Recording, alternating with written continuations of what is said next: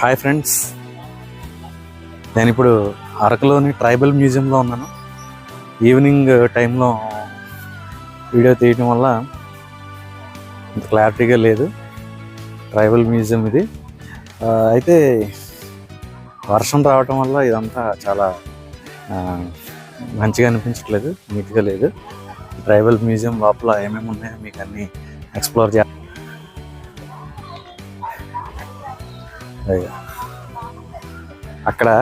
ఇక్కడ మీకు చూస్తున్నారా దింసా డ్యాన్స్, ఇక్కడ ఈ ట్రెడిషనల్ డ్యాన్స్ కదా.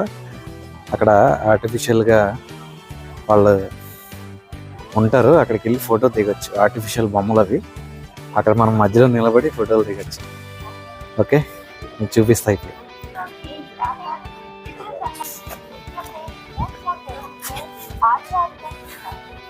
డ్యాన్స్ చేస్తున్నాను ఫ్రెండ్స్.